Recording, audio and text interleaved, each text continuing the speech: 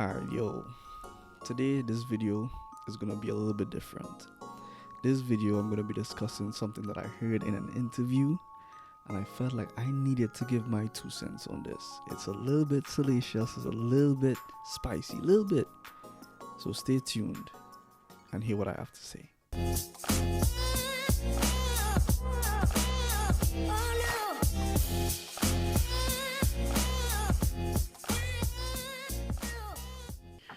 Yo, what's up, everybody? It's your boy Ryan Inspires, aka the Little Engineer That Could. Welcome to the YouTube channel where we give practical advice to help engineer success in your life. It's real simple. But if this is your first video, this is a little bit different because today I wanted to discuss something I heard in an interview that was just mind-boggling to me. And I thought, you know what, I have to give my 2 cents on this. So I ran on YouTube, but I also, before that, I did to a small clip on Instagram. You could check that out right here at Ryan Inspires on Instagram. But I said I had to do a long form version of this to really get my thoughts out there. So we're gonna jump right into that and start talking about this. Now, a little context. This was a life coach, a psychologist, well-degreed, well-educated, professional woman by the name of Dr. Cheyenne Bryant on Breakfast Club. Now, if you know me, I watch the Breakfast Club interviews all the time because I guess that's what I grew up watching. I mean, they've been on for like, 10, 11, 12 years, whatever it is. So I've watched the interviews from back then. So I really watched the interviews because I like the interview style. But she came on and she was talking about, just different topics as it relates to relationships, etc. Now, if you don't know who this is, Dr. Cheyenne Bryant, she's the one who was grilling Cam Newton about all the kids that he have and grilling Nick Cannon about all the kids that he have and talking about how the effect it could have on the kids and the families and broken families, etc. You can go watch the interviews. But I agreed with mostly everything she said in this Breakfast Club interview. It was this one part that just had me like, huh? I was a little bit confused. Not lie. I was a bit confused. I was like, what? What are you talking about? But no, I'm not gonna lie. She cleaned it up, and Charlemagne, one of the interviewers or the host on the Breakfast Club, kind of probed a little bit more, and she cleaned it up a little bit. So I don't think this is how she thinks. I think this is how she knows society thinks, which is crazy to me because society needs to be stopped, yo. But anyway, this is the clip. Listen to it, and then we're gonna talk about it. So what is your definition of high value? Because to me, it just sounds like high value to you is like superficial stuff. High value just means that it's pretty much like you're making a lot of money. You have a lot of tangible things. Your high value. Your value is high. Your value is high, and your monetary value. Your value is high. Meaning, you got a man who's making $100 million, then he's high valued, and women who are superficial, but I'm not knocking y'all, sis, okay, are very attracted to that. But again, are they choosing the man or are they choosing the value? I had to drink some water for that one because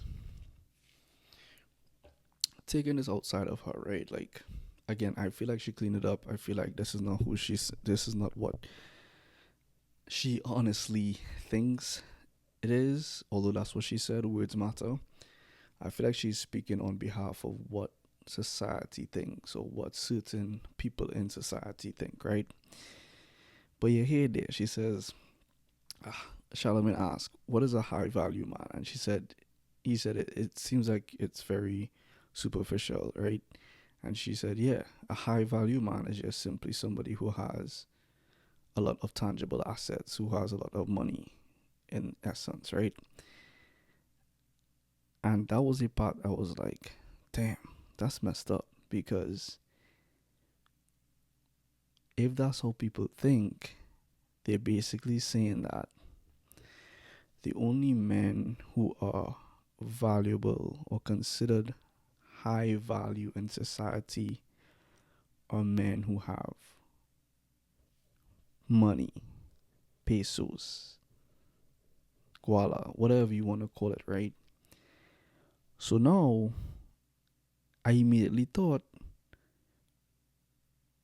so that's the only thing we're looking at to see if someone is valuable, high value, or not. And I get what she's saying, right? Like she's like high value, low function, and I'm not even like again outside of that. It's just that the high value part is what got me because so Elon Musk is technically by that standard, Elon Musk is the highest value human being we have on earth right now, or highest value man we have on earth right now, which is nuts to think about that.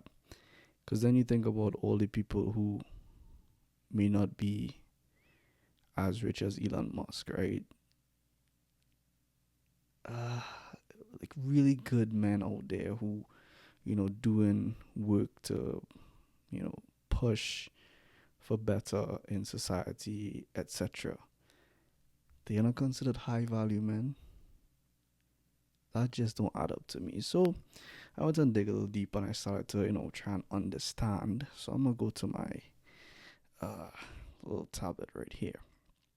Alright, let's just look at the definition of high value. And Google, ChatGPT, whatever you want to use.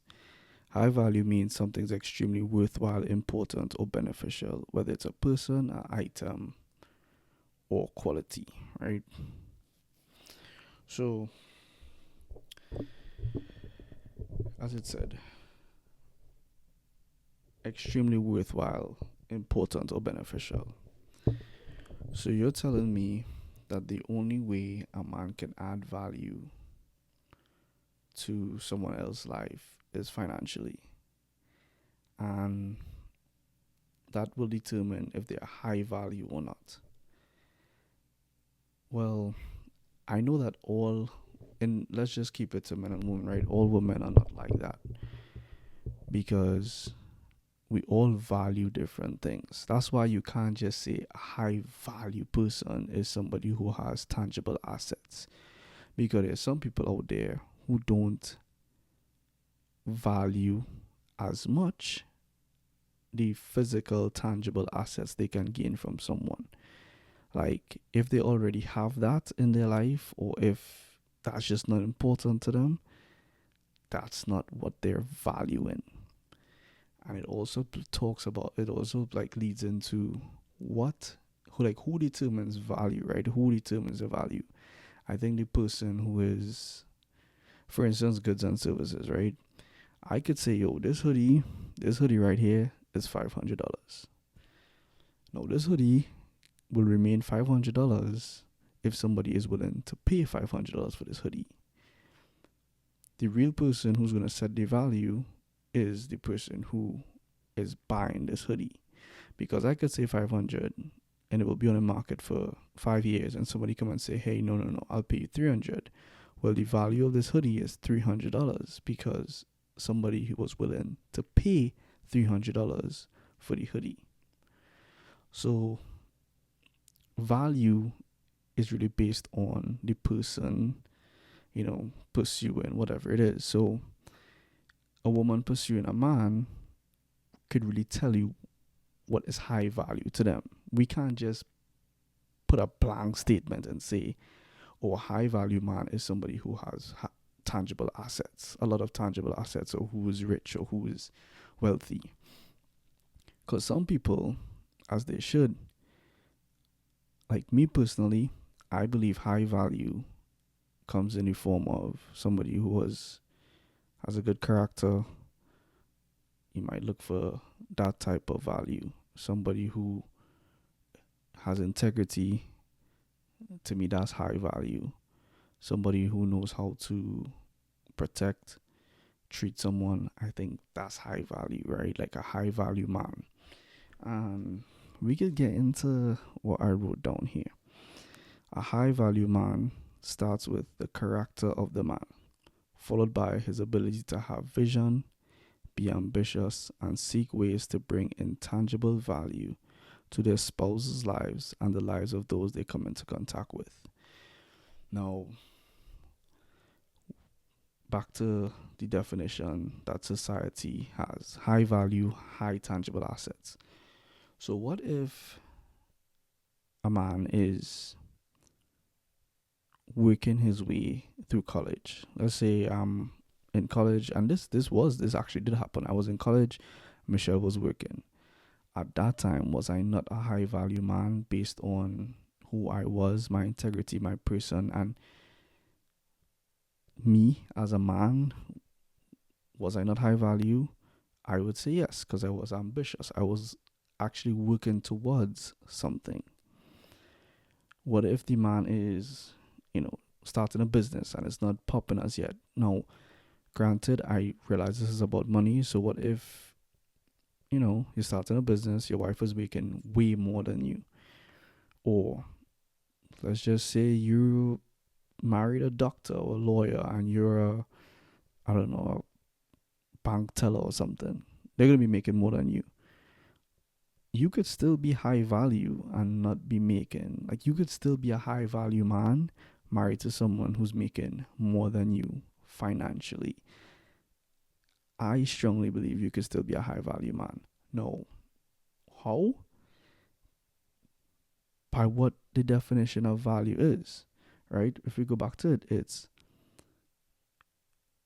something that's extremely worthwhile, important, or beneficial. Keyword beneficial. So, how can you add value to someone or your spouse or your family's life if you're not, as she said, like making hundreds of millions, hundreds of thousands of dollars? Like, not everybody's going to be making six figures, not everybody's going to be making seven figures. But how can you add value? Well, this is what I said. What value can you add besides your bank account?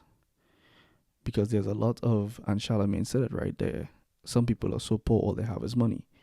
There's a lot of rich, overvalued men and a lot of not so rich, undervalued men. That's what I believe. Because you can add value in so many other ways. Like, your wife could still be, let's keep this example. Your wife making twice as much as you. Well, you can add value by taking care of the finances. Again, I believe having the vision to say, yo, let's do this, let's put this money here, let's invest this here. You can add value in that aspect. Or you can add value by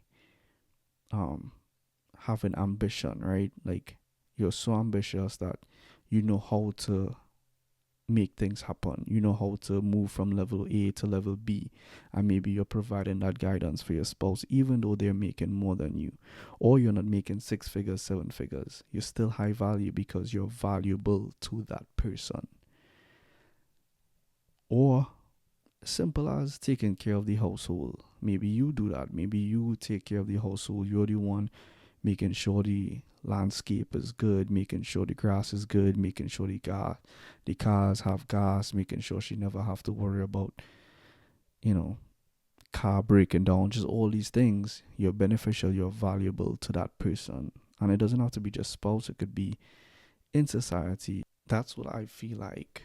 As a man, you can add value without being a millionaire, 100,000. Like, we don't know. You don't know how valuable you could be to someone unless you know what they value. So you can't make a blank statement and say a high value man is somebody who has, tangible assets. What if the value you bring to someone is the spiritual peace that you give them? Think about it right before I leave. Somebody can inherit millions and they could be lazy, they could have no integrity, they could treat people bad, they could lie, steal, just on the couch, lazy, not doing nothing. But they inherited millions of dollars, and because of this, they will be considered high value based on the definition we just heard. But to me, I think high value is when you can bring something meaningful to other people's life, like encouragement, support, trust, loyalty, integrity, spiritual peace, financial peace. Even I'll still throw the financials in there. Financial peace, physical peace, be a protector, provider, a priest as a man. Those are the things I look at. The character of a person tells me if they're high value or not. And then also, you know where you're getting your value from. It's like the t-shirt. You can say, yo, I'm high value, but the person who you're pursuing or you're interacting with will tell you if you're that valuable based on what you're bringing to the table. And lastly, please read your Bible and find out your true value before somebody tell you you're not valuable because you don't have M's in your bank account. That's how I'm going to end it. Yo, it's your boy Ran Inspires. If you have not already, please like the video, please subscribe to the channel, share this with people, comment down below and let me know what you think. High value, is it about assets, or is it about tangible assets, or is it about the intangible assets that we all possess? I'll see you next video. Peace.